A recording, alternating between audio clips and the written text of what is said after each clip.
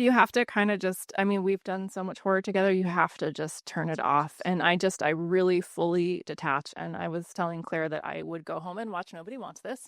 And it really, Good palate made me cleanser. get through it. Also on Netflix. Yes.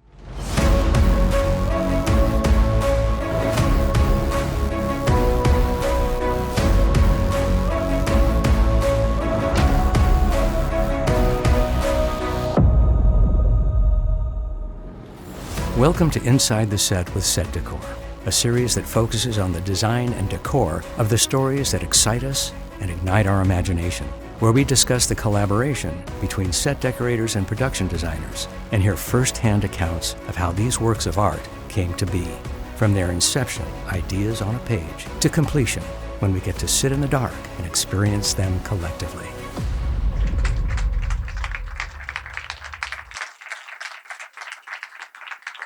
Welcome, everyone. Thanks for coming. I'm Jan Pascale, and I want to welcome you to Inside the Set with Set Decor live. Yes. We're here at Netflix LA Craft Hub. This is amazing. It's FYC LA Craft Hub.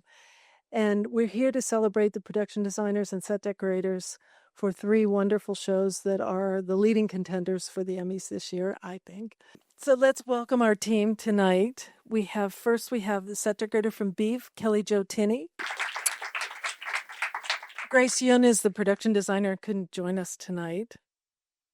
She's off having fun somewhere. Next we have from Nobody Wants This, we have set decorator Michael Voelker.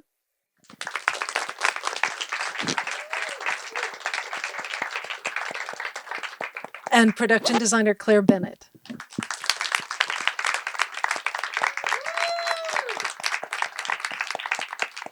And from Monster, the Ed Gein story, set decorator Melissa Licht. And production designer Matthew Fled Ferguson. So these shows, as you've seen, are vastly different.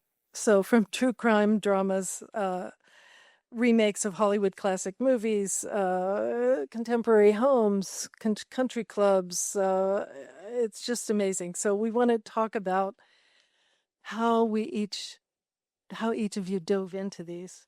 When we do our work, we dig deep and we find a way to tell the story. So we'll start with Matthew. In the Ed Gein story, it's so dark and psychologically complex, needless to say.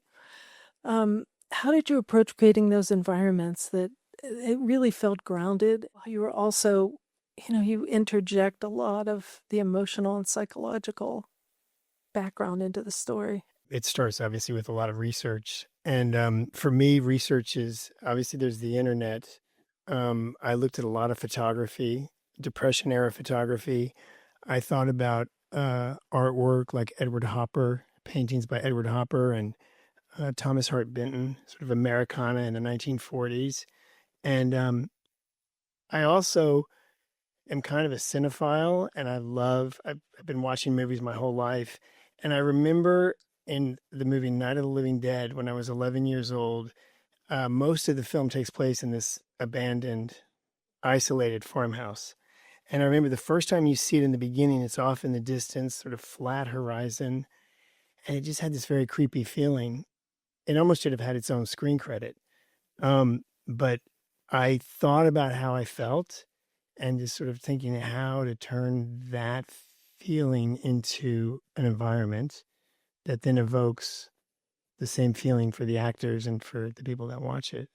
Obviously, there's color and furniture, and Melissa and I work really closely together. But that's sort of the starting point. It's really poignant when Ed is standing there staring at the house at a certain point, and you feel that, after he's done something bad and he's staring at the house. It's a perfect description. And then Melissa, just, God, was there something specific that made you go, oh, that's it, I've got it, because your decoration in the house was just spot on. It was just so period perfect. but there's so much that goes on in there. And Mother, even when Mother's gone, is still a character. So how did you approach all that? I really just tried to start. I kind of like start with the big elements and then move in. So, we had like problems to solve in the beginning. I needed a specific stove. I needed specific rocking chairs. And then I sort of like built around those pieces. And then my main issue was just all the trash. Like from the beginning, we were just looking at the photos of when he's caught and how like the hoarder situation was very horrifying to me to try to figure out how to accomplish. So there was just a lot of focus on the graphics that needed to be made and just all that stuff that needed to be sourced. So, I just try to take it one piece at a time and just start big and then just narrow in from there. The soda shop, we were talking a bit earlier that was a location, but you had to pretty much rebuild it. We built the counter where Ed sits and the chairs, and then Melissa and I built the all the booths and the tables, and then Melissa dressed it with the 1 million items everywhere. So it was an empty shell of a space. Right. Just to get the street? Is that because just to get to the street? It was a town called Moments, which was about an hour and a half south of Chicago, and it's a pretty quiet town. Most of the storefronts were empty, so we took it over. And that location was a storage unit for a woman who collected stuff. Oh. So we spent quite a bit of money getting everything out and then redid it. Wow. But you shot most of the stage sets here, right? Most stage sets here. A lot of as many interiors that we could get and exteriors we shot here. The exterior of the Gein farm was in Chicago. The interior of the house was here in LA. We needed a barn. That house that we chose did not have a barn, so we built the exterior of the barn at that location. The interior of the barn was probably 3 hours south of that house. And so there's scenes where Ed is with his brother inside the barn, 3 hours south of the house exterior. He comes out, Ed is looking at the brother. We're now, right north of Chicago, goes in the house, and we're in LA. Oh my God. So it's kind of a lot of tracking. It's always the way. Yeah. It's always the way. I have to ask about the Nazi house and how you got a donkey in the house. I don't think that was in the trailer. Spoiler alert.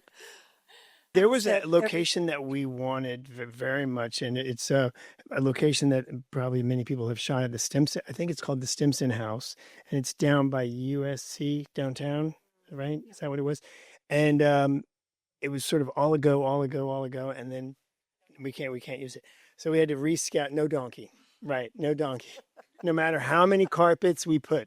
So we found this house in up in Altadena. And talked to, made a deal with them, talked to the homeowners, and Melissa got some great carpets. Yeah, we just had to cover the whole floor with a giant carpet, and they were okay with it. So it wasn't that hard. That was amazing. That was truly amazing. Did the fact that Ed's story influenced so many other movies factor in?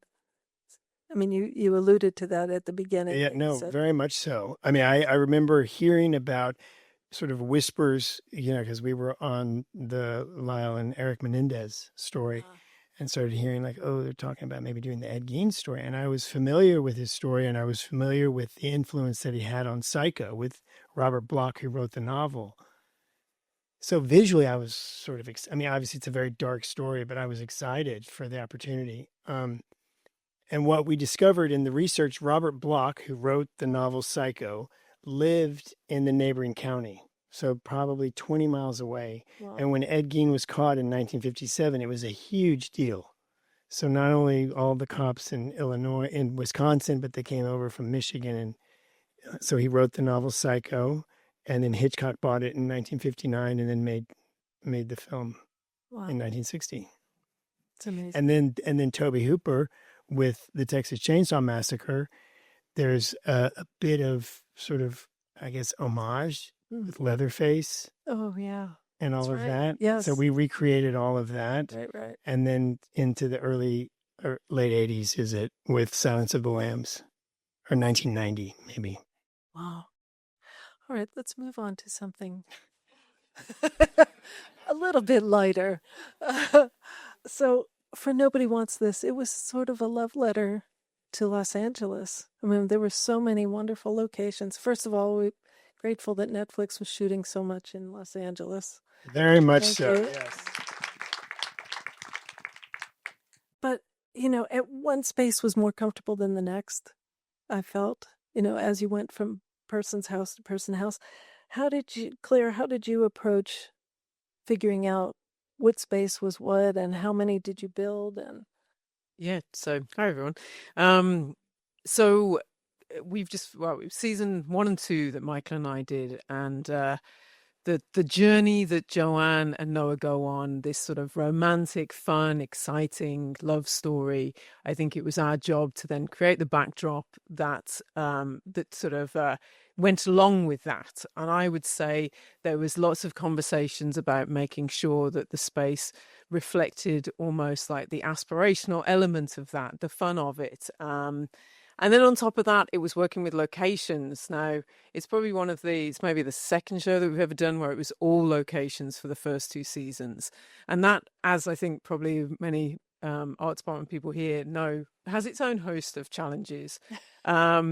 And sometimes it's almost considered the easy option. And I can tell you right now, it definitely isn't. And so it was working with a wonderful location team, Derek Eldorado and his team. And we scouted so much. And from the beginning, it was when it was going to be in LA, as you said, it was really a love letter to LA. Almost LA became its own character.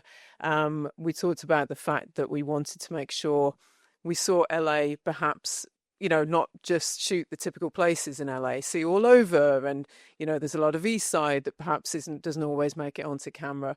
And on top of that, I think it was making sure when season 1, we were looking for the different houses, it was creating a contrast. So the audience quickly knew, as it was house to house to house in many cases, where we were landing. And then it was just being able to develop the character through dressing. Sometimes we found locations that really lent themselves to be able to do that. And then other times Michael had to come in and really just clean slate and do that. And that was obviously talking to the writers a lot about backstory of the characters. And just making sure that we were creating warm, comfortable spaces that the audience want to be part of. The warmth definitely shows with the dressing, Michael. It's just wonderful. How did you, I guess you develop each character. Can you explain a little bit about how you... Each of the main characters, Noah and Joanne, are from different socioeconomic backgrounds. So just trying to nail that, I feel like Joanne's was a little bit more aspirational.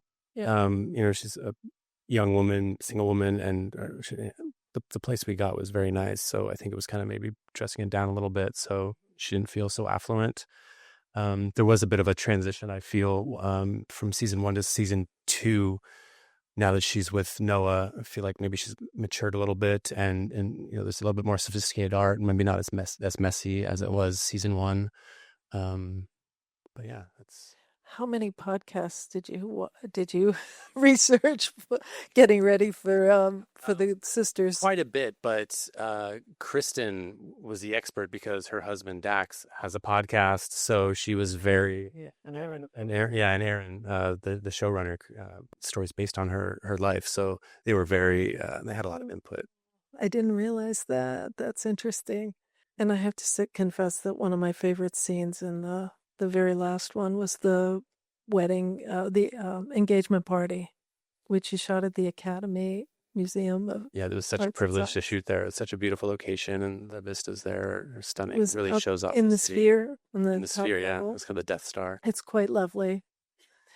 And then you had this gorgeous tunnel of flowers in a heart shape. Yeah, Claire built the frame, and I had my florist come in and go to town. And we were telling you earlier how we had initially scheduled to shoot over a week. Schedule got bumped, so it transitioned over a weekend. And unfortunately, the Academy had a previously scheduled award ceremony for Ang Lee. So Friday night after we finished shooting, my team had to break the whole thing down, come back Sunday night after the event and rebuild it, and we had to get our florist back out. So one of those funny, that's the location bit I was just referring to. Exactly. Not always as great as it sounds. It's the beauty part of shooting here, but it's also the hitches.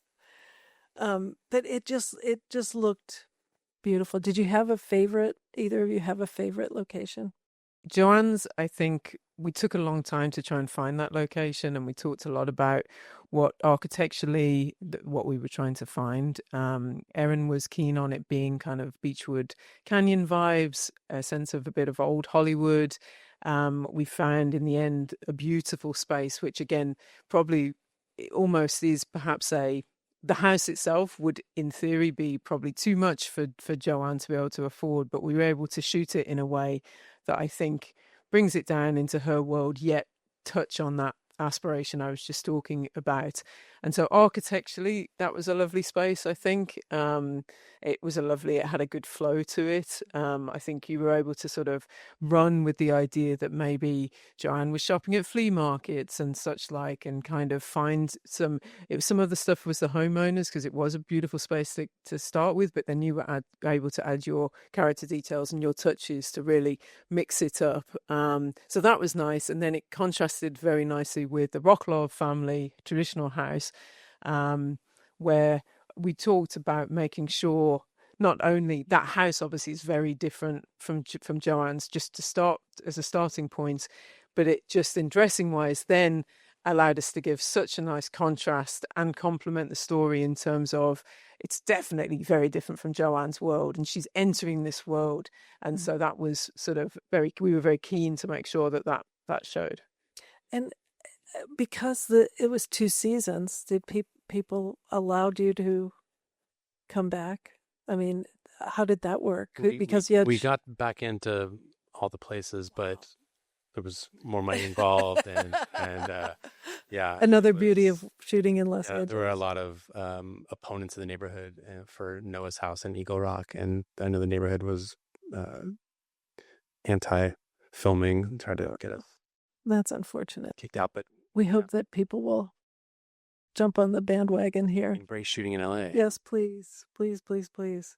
Kellie Jo. Beef. God, the homes and personal spaces were so specific. Lindsay, Carey Mulligan's character, she's ambitious but pretty unhappy. So how did you tackle portraying that? It's a very chaotic space. And we tested, I'll speak on behalf of art department, who isn't here. We tried to come up with a really beautiful kind of drywall color, because those raw spaces just, I don't think would have been interesting on camera. So there was that color palette, that kind of putty gray of the unfinished walls. And I think through Set Dec, we really wanted to show her frustration through her kind of over embellishment of the space. That's why there's fringe on everything. That's Country why Club is over the top. It's beautiful, but wow. Yeah, it's a very kind of heightened reality that we tried to carry through the show, and we were very strict with the color palettes, and every character had their own distinct world. Absolutely. Did you build most of the sets, or was that location? It was a lot of location work. And the main country club set, the offices, the sort of subterranean offices were on stage, and the banquet hall was also a build. And we changed that over a few times. That was a few different sets. That was also the gym, which was earlier. Right. I think that played as the gym earlier. I don't remember how we shot it, because we block shot the whole show. So I don't remember what order everything appears in the show, but it became the banquet hall, and then it becomes a version of a wellness center in progress.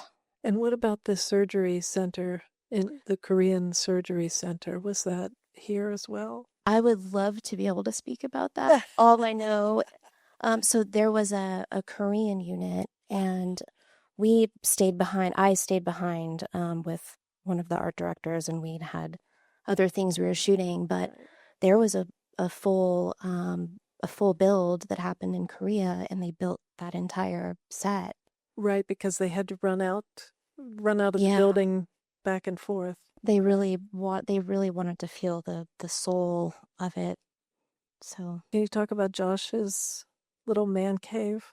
yeah. So Was that a build or was that a location? that was on location as well, and it's amazing that they were able to shoot in that space. There's so much stuff in that space. We actually had a location in Altadena where we had prepped, and we were moving in, and then the fires broke out. Oh my word. So we kind of had to start over. Oh gosh. Yeah, that was, I'm sure you will remember that time Yes. from a year ago. Sadly. Yes. Yeah, and it was a totally different design in the first iteration of it, but that was the garage space of the main house. Mm. And so we did our thing. We stripped down all the walls and added the drywall, and then it was just a ton of character dressing. All the way around in every set. It really Thank looked you. great. You all have done such an amazing job. This is such a treat to get to talk about it. But I want to ask all of you, Matthew talked a little bit about research. How do you all attack research? To me, it's my favorite part of what we do. You really get to do a deep dive and then figure out how we're going to translate and tell the story to support the characters, right? I start just grabbing images, and I have this thing that I need to go to a bookstore, and so there's not that many standing. So I'll go to a bookstore and just peruse, and then I'll be online and just looking, and it's sort of, you get deeper and deeper into it, and then I'll start to grab things that just, even if it doesn't relate exactly, it grabs my eye, and I'll start to categorize it and then build off of that. Mm-hmm. Well, I am very spoiled working with Matthew because he does incredible research. It's like next level, and it makes my job so much easier. So I just start to get really like into the details, like, is my phone period correct? And is this piece of furniture period correct? And I like to find, magazines from the exact year and just make sure that all those little details are correct, because to tell the time period story, I really try to do my best to make sure it's all accurate. With the Gein house and the layout of the furniture, a lot of, these 1920s, 30s farmhouses, and the way the furniture was laid out. And Melissa came to my office. I remember we were talking about it, and she said, looking like it wasn't very traditional. Everything was kind of against the walls. Maybe there's a table in the center of the room with a chair. And so we immediately decided, like, this is how the room should get laid out. And everyone kept asking us, why is this table in the middle of the room? And we'd be like, well, because we saw it in this reference photo and this reference photo. And so, yeah, it really helps to look at, period accurate images to sort of understand the flow of things and all that. Yeah, I think very similar in terms of the research images. Obviously, nobody wants this. Was more also location, finding where were the hot spots, where's trendy, where's, what would appeal to our characters. In general, I think as just art department people, it's always really interesting to find out when you work with especially new producers or writers, directors, it's like, what is going to translate our designs to them and in what way? And I think these days there are so many ways to do it. Sometimes it can be an image, sometimes it can be a model, sometimes it still can be hand sketching. And so I just love almost at the beginning trying to work that out, depending on who we're working with, of like what's going to communicate our vision the most effectively. And I think we all need a bit of a toolbox these days of many different ways of displaying our work, or our ideas to communicate the best ideas, kind of thing. To also not just present an idea, but to start a dialogue of like, okay, so how are we going to grow this idea? So it's not just, oh, here, this is where we're going to shoot. It's like developing that idea, and I say, hopefully the writers might be inspired, or the director might be inspired by what you show, and then that becomes something else and becomes, I say, it's sort of I always love to think our designs are always evolving. I'm also super lucky that Claire's amazing in research as well. There's a plethora of ideas and references to draw on. The Rocklov house was, we just want to make sure we got that right too. That's a traditional Jewish family, and I think we determined that they were from Russian descent. So we also, Erin Foster, it's loosely based on her life. So she was a good source for research as well, because the Noah character is loosely based on her husband, or her relationship with her husband. So he's a Laker fan. So Noah was a Laker fan, and he was a sneakerhead. Noah's a sneakerhead. So character development comes from all different places. My process is I always start with fabric.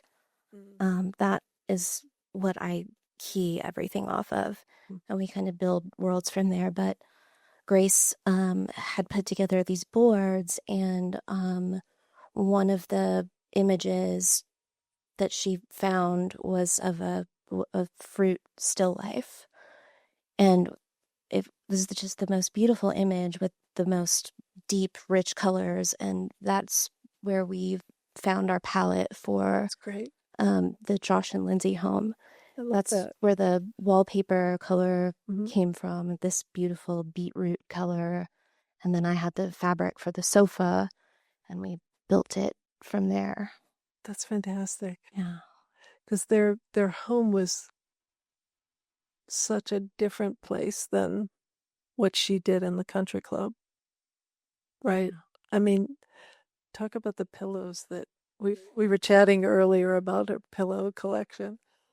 Yeah, again, her kind of unsettled, unhappy inner life is reflected in this just over ornamentation. We couldn't get enough pillows. I mean, we manufactured most of them because we wanted to control the color palette and have continuity with all of our textures and our fabrics. But I had a lot of fun designing those very kind of silly macaroon pillows with the huge welting. It was a lot of fun to build that world. Again, it's a space that has kind of its own logic to it. It's not maybe on the surface beautiful, but it's interesting, and it tells the story of their strife. Mm-hmm. Absolutely. And kept the fringe people happy. Yeah, we know all of the best fringe vendors in Los Angeles. I'm wondering if anyone in the audience has any questions. Yeah, as coming from a totally different discipline than all of you, I have a lot of respect for music. I'm just wondering, like, maybe just some anecdotes about how you got started in doing such an incredible, path, and how in the world, like, it's just so foreign to me, but it's so fascinating to me. You want to start? Who wants to start? I was in third grade and I saw two movies. One was The Snake Pit, which is a 1940s film with Olivia de Havilland, and the other one was a gangster movie with Edward G. Robinson. And there was a moment in The Snake Pit where the camera rises up. She's in an insane asylum, and the camera rises up, and you're looking at these people, and then suddenly they turn into snakes. And I was like, I couldn't believe it. I was like, what is this? And so that, for me, I look back, I was like, that's when I knew I wanted to work in the film business. And I got a Super 8 camera, started making movies with my neighborhood friends, thought I would be a director, got into the art department, worked as a set dresser, a buyer, a decorator, and then a designer. So that's kind of the abbreviated version. But I knew I was lucky so early on that I knew that's what I wanted to do. I'm from LA. My dad's a first AD, so I kind of just knew the business growing up, and I resisted it for a very long time and thought I would go into interior design, and just ended up back in LA in my early 30s and just decided to be a PA and see what happens. And here I am. I started with theatre design in England, and I think similar in terms of saw lots of shows as a child and was just so fascinated about how the set worked, and especially with the theatre with the transitions. And I quickly realised I kind of wanted to be part of that problem solving. And then, but also then TV just fascinated me. So I came over here. And just got very lucky, I think, with the sort of the flow of work and learn from. I mean, if anybody wants to do it, I think you find your team or your inspiration. And I found designers that I liked their work and was able to learn from and yeah, just sort of you find your team and your people and sort of again, I don't know. Just have to keep going and keep trying, and I mean and sort of go with what inspires you as well. Go after things that you really are passionate about, I think. I too grew up in LA, and when I was 16 years old, I just got my license, and my uncle, who was a transportation coordinator, was working on a movie in Venice, and he invited me down to set. And I remember driving up to Abbot Kinney, and the whole street was shut off, and I got to park my car and walk through, and there was snow everywhere. It was a Steve Martin movie called Mixed Nuts, and it was just, I was amazed, like, this is incredible, like this, it's a summer day and there's snow on the ground. And he set me up at Vito Village, and I got to watch the monitors. I sat in Steve Martin's chair, and he was on set and gave me dirty looks. I was like, this is so cool, this is what I want to do, this is where I want to be. So, yeah. I've always had a really emotional kind of connection to watching and taking in media. And I remember as a small child, sobbing at the end of Annie because I was so happy that it ended well for her. And, I remember, it's a controversial take, but yeah, but, I was 5 or 4 or whatever, but going to the Smithsonian when I was a kid and seeing, Dorothy's slippers and just the power that those props, those objects had. And then, discovering like my passions when I was a teen, David Lynch and experiencing cinema in that way. And then I kind of had a very indirect way into this. I studied anthropology and art history and eventually found my way into the art department, and I chose set decoration. It just made the most sense.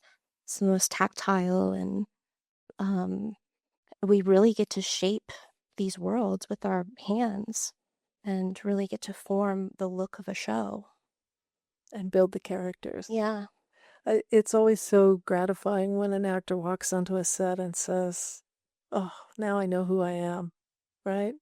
I mean, I see everyone's nodding because we've been all lucky enough to have that experience. When audiences think back and look on your show, what visual memory would you want them to have if you had to choose one? Ours is hard. And if you say Ed's face, I'm going to be really not the worried face, about not you. the lamp, not. I would hope the authenticity, that it felt real. Yeah. I mean, the farmhouse, the interior, it was just really just the creepiness of it. Like I remember when we dressed the final like horde when the police were coming through, and I walked it for the last time. I was just like, I was so creeped out, and I just hope that came across.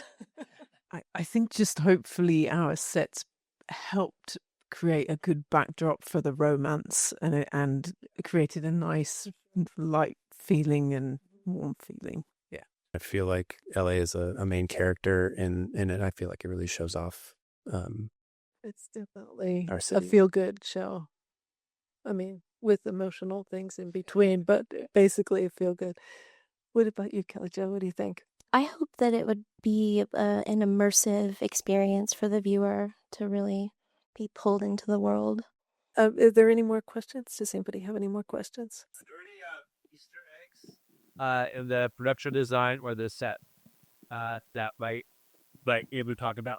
For example, one of the directors or actors' personal items or something else that just like, oh. Anybody have any little treasures? We used one of Phineas's synths in, yeah. It's not really an Easter egg. It's just we tried to use as many real LA brands, or whether it was coffee shops. Like for once, we didn't have to.